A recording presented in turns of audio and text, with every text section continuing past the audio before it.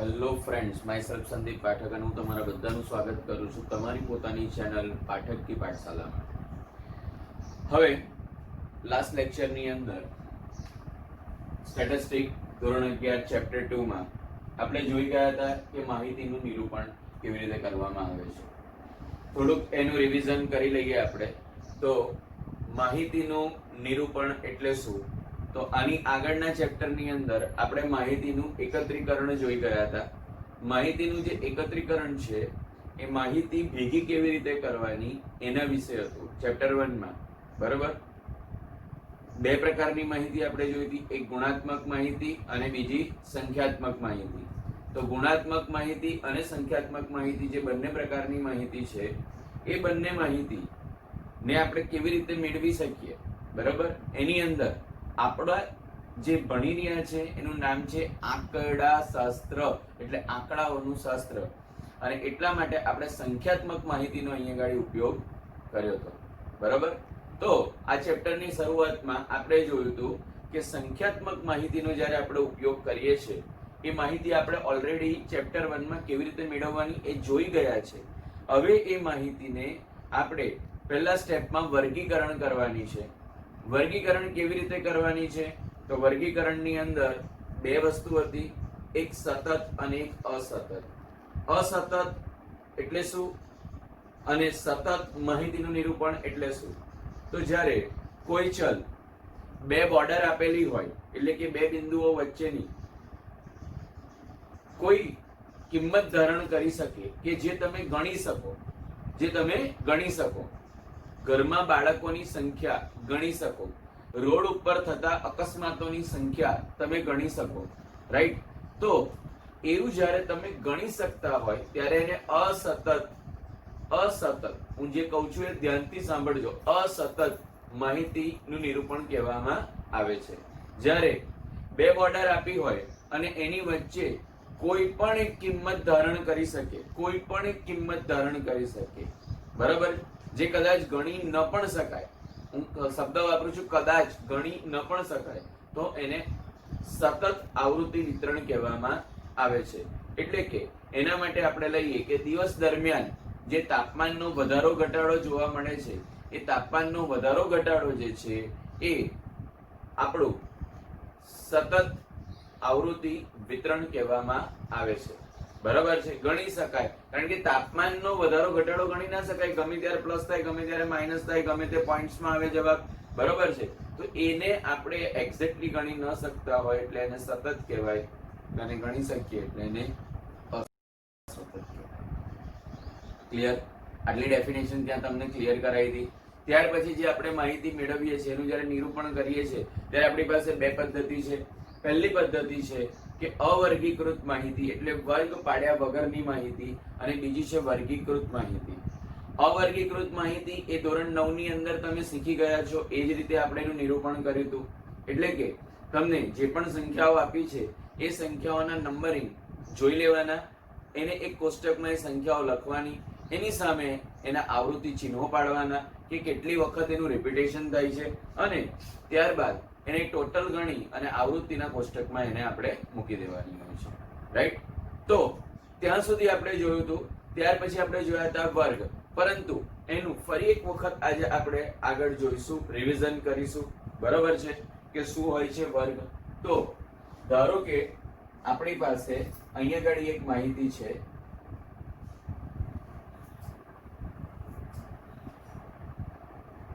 દસ થી 20, 20 થી 30, 30 થી 40, 40 થી 50, 50 થી 60, 60 થી 70, રાઈટ। હવે આ જે માહિતી આપણને અહીં આપેલી છે એ વર્ગીકૃત માહિતી છે, એટલે કે વર્ગ આપેલા છે, અને એની આવૃત્તિ તમને આપી દીધેલી છે 5, 7, 12, 8, 4 અને 6, બરાબર।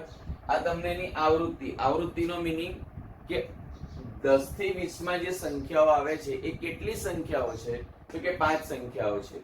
20 થી 30 માં આવતી સંખ્યાઓ કેટલી છે? તો 7 સંખ્યાઓ છે। 30 થી 40 માં આવતી સંખ્યાઓ કેટલી છે? તો 12 સંખ્યાઓ છે, રાઈટ। તો એ રીતે અલગ અલગ સંખ્યા તમને આપી છે. હવે આપણે જે આ વર્ગ લખ્યો એ વર્ગ લખવાની પણ બે પદ્ધતિ છે. કઈ કઈ પદ્ધતિ? તો પહેલી કે જે તમને અહીંયા દેખાય છે આને કહેવાય છે નિવારક વર્ગ. આને કહેવાય છે નિવારક વર્ગ.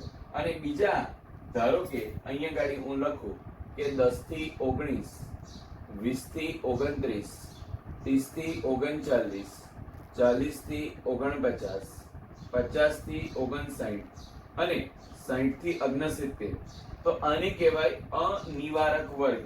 અનિવારક વર્ગ આને કહેવાય અનિવારક વર્ગ, બરાબર. અને આને કહેવાશે નિવારક વર્ગ, બરાબર. અનિવારક વર્ગ અને નિવારક વર્ગ. હવે અનિવારક વર્ગ અને નિવારક વર્ગમાં શું તફાવત છે?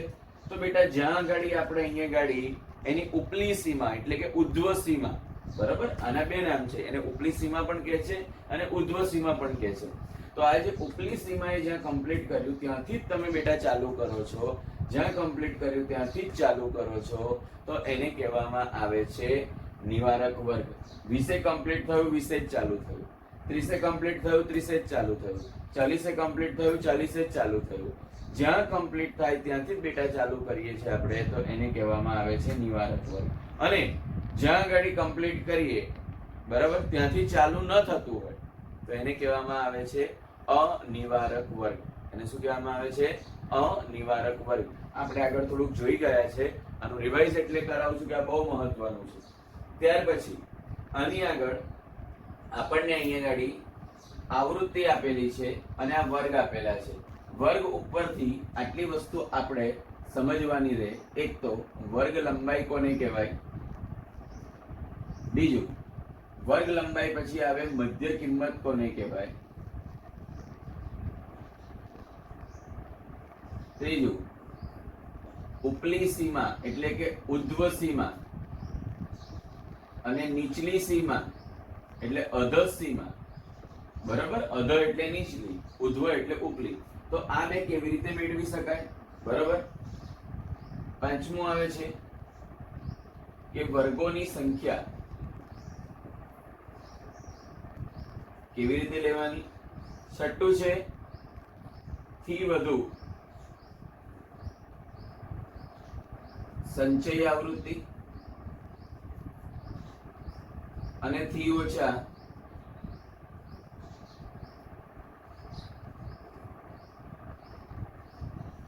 સંચય આવૃત્તિ, બરાબર. આ નામ તમે ગયા લેક્ચરમાં સાંભળ્યા છે. આ બે નવા છે. આ બેને સમજવા જ માટે આને આપણે રિવાઇઝ કરી રહ્યા છીએ. તો પહેલું વર્ગ લંબાઈ કોને કહેવાય? તો બેટા વર્ગ લંબાઈનું સૂત્ર છે કે ઉધ્વ સીમા બિંદુ માઇનસ અધઃ સીમા બિંદુ એટલે કે ઉપલી સીમાનું બિંદુ માઇનસ નીચલી સીમાનું બિંદુ. વર્ગ લંબાઈનું આપણું સૂત્ર કયું છે? ઉધ્વ સીમા બિંદુ માઇનસ અધઃ સીમા બિંદુ. જે કદાચ ફર્સ્ટ વખત જોઈ રહ્યા છે, કદાચ આગળનો લેક્ચર નથી જોયો, તો બેટા હું તમને સમજાવી દઉં કે આ ઉધ્વ સીમા અને અધઃ સીમા શું છે ને ઉધ્વ સીમા બિંદુ ને અધઃ સીમા બિંદુ શું છે. તો જ્યારે આપણે આ વર્ગ લખ્યા છે ને આપણા જમણા હાથ સાઈડ જે આપેલું છે એને ઉધ્વ સીમા કહેવામાં આવે, ડાબા હાથ સાઈડ જે આપેલું છે એને અધઃ સીમા કહેવામાં આવે. તમને ક્વેશ્ચન થશે સર આમાં પણ એવું? હા, એમાં પણ એવું જ આવે બેટા. આ 19 ને ઉધ્વ સીમા કહેવાય, 10 ને અધઃ સીમા, 29 ને ઉધ્વ સીમા કહેવાય, 20 ને અધઃ સીમા, 39 ને ઉધ્વ સીમા કહેવાય, 30 ને અધઃ સીમા. કોઈ પણ પ્રકારનો વર્ગ લખેલો હોય એટલે કે નિવારક લખેલો હોય કે અનિવારક લખેલો હોય, બંનેની અંદર યાદ રાખવાનું કે જે જમણી બાજુ આપ્યું છે એ ઉધ્વ સીમા છે, જે બેટા ડાબી બાજુ આપ્યું છે તે અધઃ સીમા છે. રાઈટ? ઉધ્વ સીમા, અધઃ સીમા. અચ્છા, હવે આપણી પાસે બે પ્રકારના વર્ગ છે, આપણને ખબર જ છે. કયા કયા? તો કે એક નિવારક છે ને એક અનિવારક છે. જ્યારે નિવારક વર્ગ આપેલા હોય તો નિવારક વર્ગની અંદર કોઈ જ વાંધો નથી આવતો. એની ઉધ્વ સીમા જે છે એ જ એનું ઉધ્વ સીમા બિંદુ બનશે, જેની અધઃ સીમા છે એ જ એનું અધઃ સીમા બિંદુ બનશે.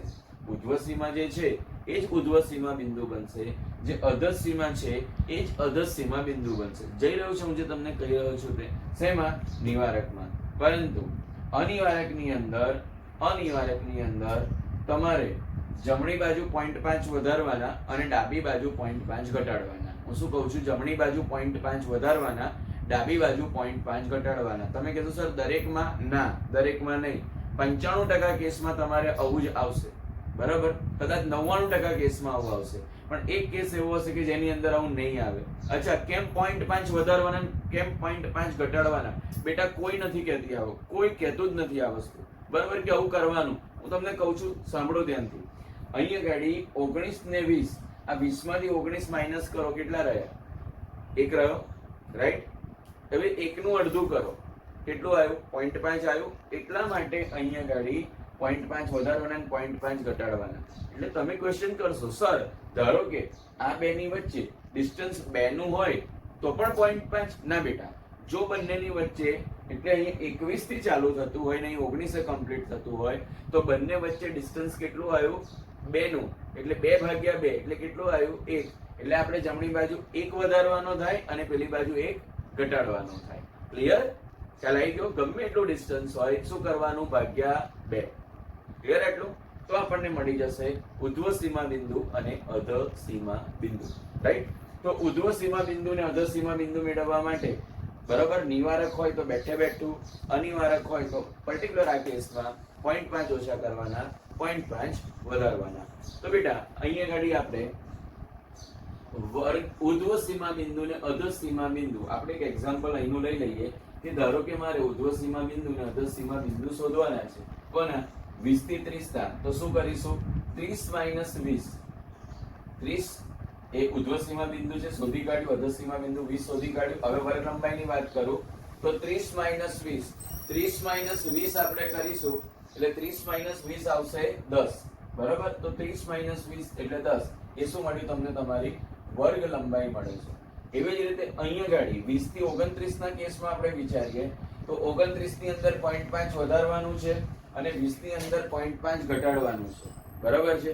20 ની અંદર 0.5 ઘટાડો એટલે આવે 19.5 અને 29 ની અંદર 0.5 વધારો એટલે આવે 29.5. એટલે અહીંયા તમારે શું કરવાનું? 29.5 માઇનસ 19.5. અગેન એનો આન્સર તો 10 જ આવશે. એટલે એની વર્ગ લંબાઈ 10 જ આવશે. શું કીધું? ખબર પડી? લાસ્ટ લેક્ચરમાં પણ આપણે આ વાત કરી ગયા છે. ઓકે, આગળ વધીએ. મધ્ય કિંમત કોને કહેવાય? મધ્ય કિંમત એટલે અધ સીમા ઉધ્વ સીમાનો સરવાળો ભાગ્યા 2. મધ્ય કિંમત એટલે અધ સીમા વત્તા ઉધ્વ સીમા, અધ સીમા વત્તા ઉધ્વ સીમા ભાગ્યા 2, બરાબર છે? અધ સીમા વત્તા ઉધ્વ સીમા ભાગ્યા 2 એટલે 20 + 30 ભાગ્યા 2. એટલે 20 + 30 ભાગ્યા 2 એટલે કેટલા આયા? 50. આપણે દરેકની મધ્ય કિંમત અહીંયા લઈશું. મધ્ય કિંમત એટલે તમને આઈડિયા આવે. અચ્છા, મધ્ય કિંમતને xi કહેવામાં આવે, હા કે બેટા? અને આને fi કહેવામાં આવે. fi ની જગ્યાએ લોકો f પણ કહે છે, xi ની જગ્યાએ x પણ કહે છે, બરાબર? આવૃત્તિને કહેવામાં આવે fi, વ્યવસ્થિત લખીએ fi, અને આને કહેવાય xi. ક્લિયર? xi કેવી રીતે મેળવીશું? આ બેનો સરવાળો ભાગ્યા 2. 10 + 20 કેટલા થયા? 30. સરસ. 30 ભાગ્યા 2 15. 20 + 30 50 ભાગ્યા 2 25. 30 + 40 ભાગ્યા 2 35. એવી જ રીતે અહીંયા 45 55 અને 65.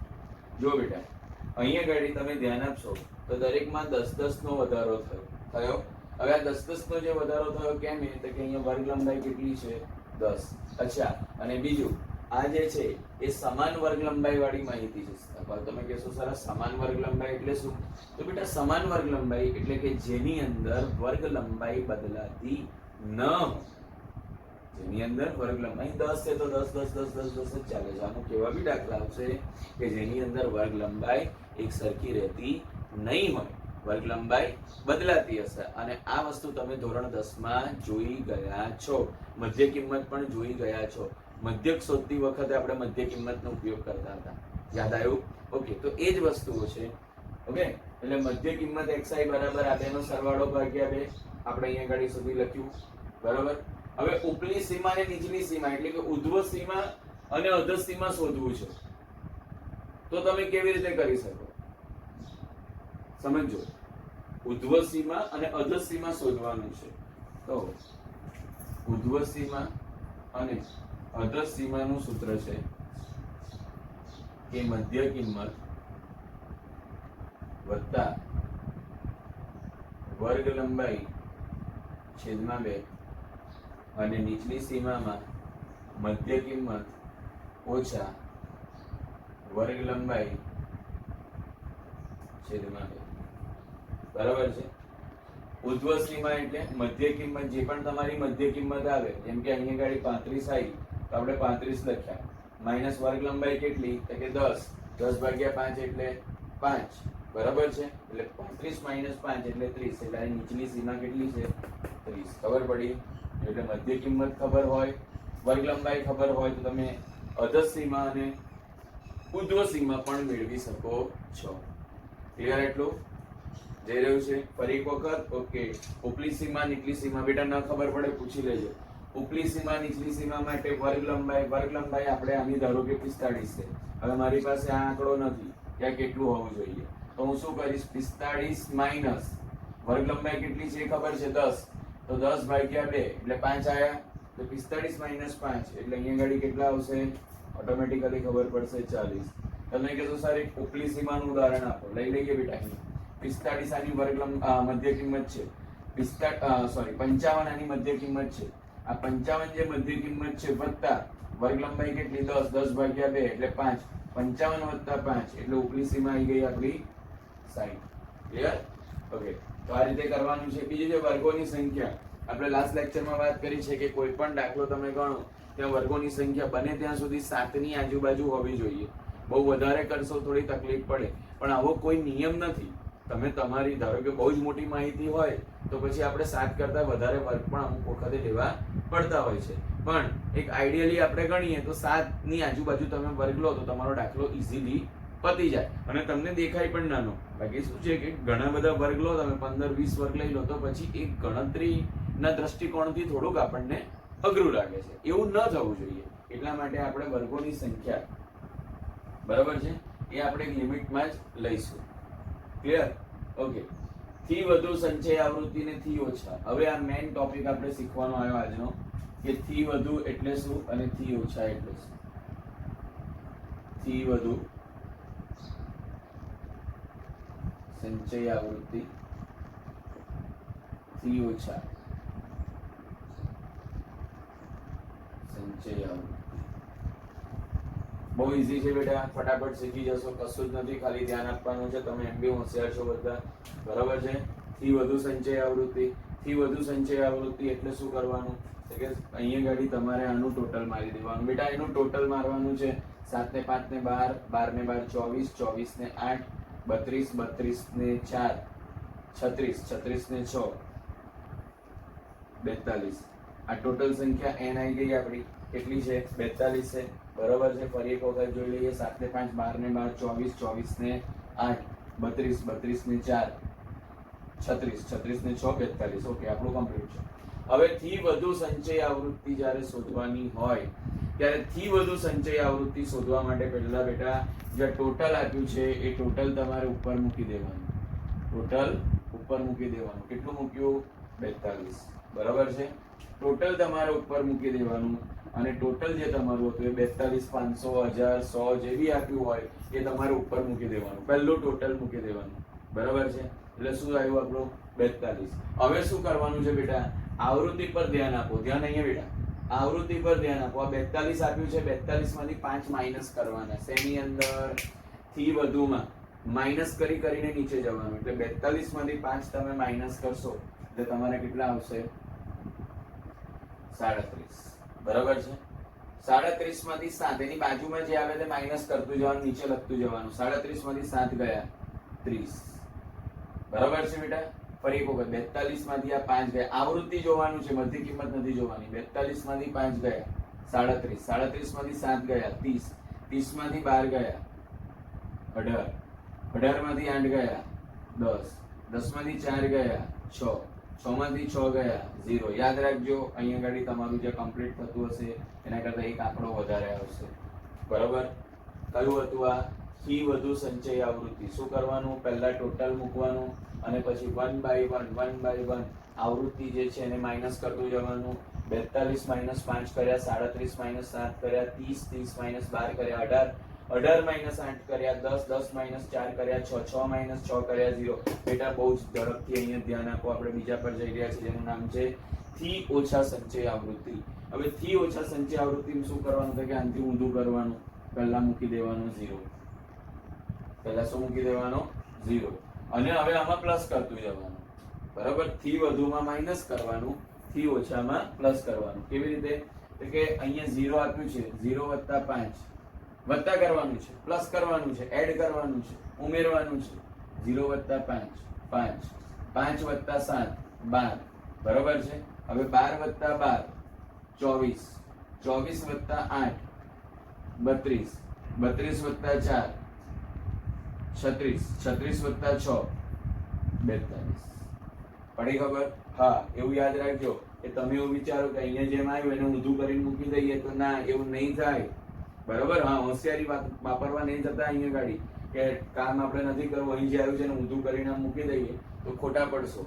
અહીંયા તમારે માઇનસ કરવાના છે અને અહીંયા તમારે આવૃત્તિ પ્લસ કરવાની છે. ખબર પડી તમને? તો જો તમને આટલું ખબર પડી ગઈ હોય, બરાબર, કે થી ઓછા કોને કહેવાય, થી વધુ સંચય આવૃત્તિ કોને કહેવાય. કદાચ કોઈકને ક્વેશ્ચન આવશે કે સર સાદી સંચય આવૃત્તિ એટલે શું? જેમાં થી ઓછા કે થી વધુ આપણે નથી લખવું, તો એમાં શું કરવાનું? ડાયરેક્ટ અહીં 5 થી શરૂઆત કરવાની કે 5 વત્તા 5 10, 10 વત્તા 7 17, એવી રીતે. પણ એ જ્યારે દાખલો આવશે ત્યારે આપણે જોઈશું. બેઝિક તમારે આટલી વસ્તુઓ યાદ રાખવાની છે, યાદ રહેશે. ઓકે. કદાચ આમાં ન ખબર પડી હોય કોઈ વસ્તુ સ્પીડમાં લાગી હોય તો એક કરતા વધારે વખત વિડીયો જોજો એટલે તમને ખ્યાલ આવી જશે. ક્લિયર? ઓકે, ચાલો આગળ જોઈએ. ચલો આગળ એક આપણે દાખલો જોઈએ છે. ઉદાહરણ નંબર 2. એક સુપર મોલમાં 4 અઠવાડિયા દરમિયાન થયેલ વેચાણના આંકડા 1000 રૂપિયામાં નીચે મુજબ છે. આ માહિતીને 8 વર્ગોમાં, કેટલા વર્ગોમાં? 8 વર્ગોમાં વિભાજિત કરતા આવૃત્તિ વિતરણની રચના કરો. હવે તમને થશે કે સર આ તો 8 વર્ગ એટલે કેવી રીતે લેવાના? બસ એના માટેનો જ આ દાખલો છે કે તમને ખ્યાલ આવે કે વર્ગ આપણને એક્ઝેક્ટ કેટલા લેવાય એવું કહી દીધું હોય તો એ પરિસ્થિતિમાં આપણે દાખલો કેવી રીતે ગણવાનો છે. રાઈટ? ધ્યાન આપજો.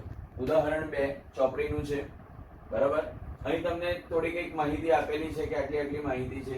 સૌપ્રથમ યાદ રાખો, આની અંદર સૌથી નાની અને સૌથી મોટી માહિતી તમારે ફાઇન્ડ કરવાની છે, શોધવાની છે. અહીંયા મને 228 દેખાય છે, 230 સૌથી મોટી દેખાય છે.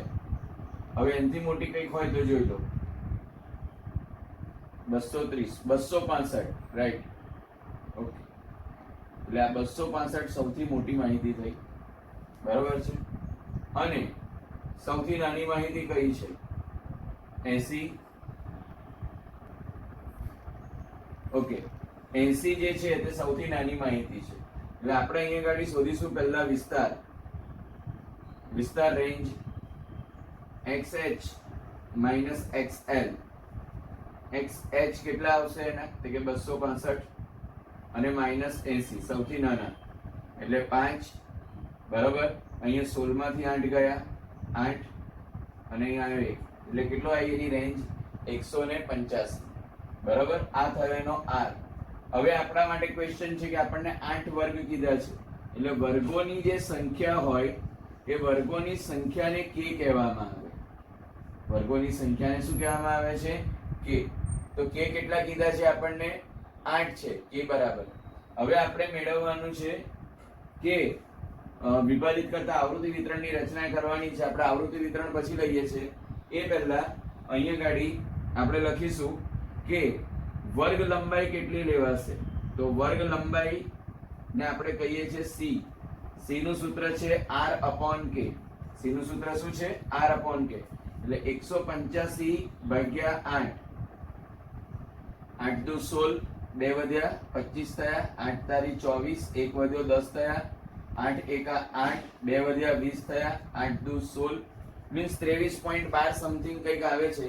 હવે 23.12 તો વર્ગ લંબાઈ ના લેવાય એટલે આપણે એની નજીકની મીંડાવાળી સંખ્યા કોઈક લઈ લઈએ. એટલે હું 20 લઈ લઉં છું, તમે 25 પણ લઈ શકો, કોઈ જ વાંધો નથી, બરાબર છે.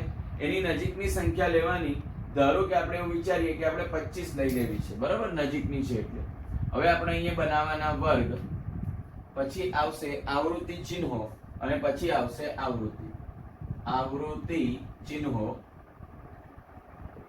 અને પછી આવશે આવૃત્તિ. બેટા ધ્યાન આપજો અહીંયા ગાડી વર્ગ. હવે વર્ગ લેવા માટે સૌથી નાની સંખ્યા કઈ છે તો કે 80 છે, બરાબર છે. હવે અહીંયા 80 સૌથી નાની સંખ્યા છે, તો આ જે સૌથી નાની સંખ્યા આપણને 80 આપી છે એનો સમાવેશ થઈ જાય એવો વર્ગ આપણે લેવાનો. એટલે આપણે વર્ગની શરૂઆત કરીએ કે હું લઉં છું 75 થી 100, 25 નું ડિફરન્સ લેવાનું છે. 100 થી 125, 125 થી 150, 150 થી 175, 175 થી 200, 200 થી 225, 225 થી 250 અને 250 થી 275. ગણી કાઢો. 1 2 3 4 5 6 7 અને 8. 8 વર્ગ આપડા રેડી થઈ ગયા, બરાબર છે? ક્લિયર? ઓકે. હવે આપણે લેવાના છે આવૃત્તિ ચિહ્નો. ને થોડુંક વ્યવસ્થિત લખી કાઢીએ. 175 થી 200,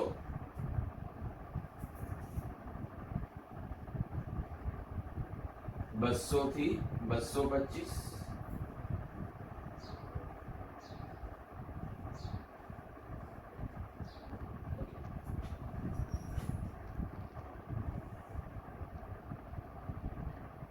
અહીંયા આપણે આવૃત્તિ ચિહ્નો લેવાના છે. કદાચ થોડું વાંકું હોઈ શકે છે. ઓકે. હવે આવૃત્તિ ચિહ્નો બેટા આપણે જે લેવાના છે આપણને ગઈકાલે આપણે પ્રેક્ટિસ કરી છે લાસ્ટ લેક્ચરમાં, બરોબર? તો આપણે એનો જ ઉપયોગ કરીશું કે પહેલા 228, તો 228 ની લીટી. જો ગઈકાલે કદાચ મારે કહેવાનું રહી ગયું, મીન્સ કે લાસ્ટ લેક્ચરમાં કહેવાનું રહી ગયું, તો એ ધ્યાન આપજો કે જ્યારે પણ તમે આવૃત્તિ ચિહ્નો કરો છો ત્યારે આવૃત્તિ ચિહ્નો તમારે ઓલવેઝ પેન્સિલથી કરવાના છે, ઓલવેઝ પેન્સિલથી કરવાના છે. એટલા માટે કે તમે પેનથી કરશો અને ભૂલ પડી તો અહીં ચેક થશે, જે ખરાબ દેખાશે, બરાબર? એટલે પેન્સિલથી જ કરવાના આપણે. એટલે પહેલું આવે છે 228. 228 ક્યાં આવશે તો 225 થી 250 ની વચ્ચે. પછી આવે છે 220 ઉપર, પછી 200. 200 ક્યાં લઈશું, ઉપર કે નીચે? ગઈકાલ શીખવાડ્યું હતું, હા, નીચે. પછી 230,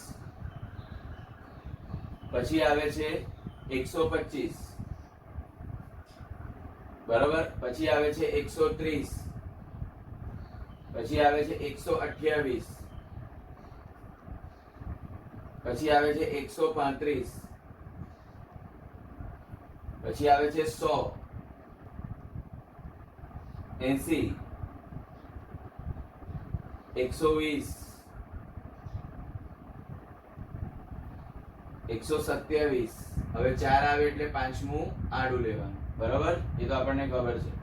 90, 95, બરાબર? 85, 100 નીચે આવશે. 115, 160, 185, 145, થોડીક દૂર, 125, 180, 140, 150, 230, 200, 265, 210. તો આ રીતે આપણે આવૃત્તિ ચિહ્નો લઈ લીધા છે, બરાબર? હવે જે આવૃત્તિ ચિહ્નો લીધા એને ટોટલ કરી દેવાનું. એટલે અહીંયા ઘડી આવશે 4, 4, 5 ને 3 8, 2, 2, 4, 3 અને 1. એટલે 4 ને 4 8 ને 8 16, 16 17 18 19 20, 20 ને 4 24, 24 ને 3 24 ને 3 27 ને 1 28. એટલે ટોટલ આ માહિતી 28 હોવી જોઈએ. આપણે ગણી કાઢીએ 1 2 3 4 5 6 7 7 ચોક 28 થઈ ગયું આખું. બરાબર છે. તો આ રીતે બેટા તમારે આવૃત્તિ વિતરણ કોષ્ટક તૈયાર કરવાનું છે. માહિતી તમને આપી દીધેલી હશે, તમને બાંધ્યા હશે કે તમારે આટલા જ વર્ગ લેવાના છે, એટલે એટલા વર્ગ લેવા માટે તમારે ખૂબ જ બુદ્ધિપૂર્વક કામ કરવું પડશે. જો કંઈક પણ ભૂલ કરી અને અહીંયા ગાડી કંઈક પણ ઓછું આવ્યું તો તમારો દાખલો ખોટો પડી શકે છે. ક્લિયર બેટા? ધ્યાન આપજો. આ દાખલાથી તમે એક સ્ટેપ પ્લસ ગયા ગઈકાલ કરતા. ગઈકાલે અવર્ગીકૃત માહિતી જોઈ હતી અને વર્ગીકૃત માહિતીની અંદર સાદો સીધો દાખલો ગણ્યો હતો. અહીંયા ગાડી વર્ગોની સંખ્યા આપણને કહી દીધેલી છે કે વર્ગ આટલા જ લેવાના છે અને એટલા જ વર્ગોની સંખ્યા લઈને આપણે કામ કરવાનું છે. એટલે આપણે એક નવું સૂત્ર જોયું કે વર્ગ લંબાઈ c બરાબર r/k. બરોબર? અને એના પરથી આપણો જે જવાબ આવ્યો એને અનુલક્ષીને આપણે અહીંયા વર્ગો બનાવ્યા છે. એના પછીનું તો તમને બેટા બધું ફાવે જ છે, કમ્પ્લીટ જ છે. જો તમને આ વિડીયો ગમ્યો હોય, જો તમને આ ભણાવવાનું ગમ્યું હોય તો મારી ચેનલને સબસ્ક્રાઇબ કરજો. સબસ્ક્રાઇબ કરવાનું ન ભૂલતા. પાઠક કી પાઠશાલા. ઓકે, અને લાઈક કરજો, શેર કરજો. બાય. જય શ્રી કૃષ્ણ.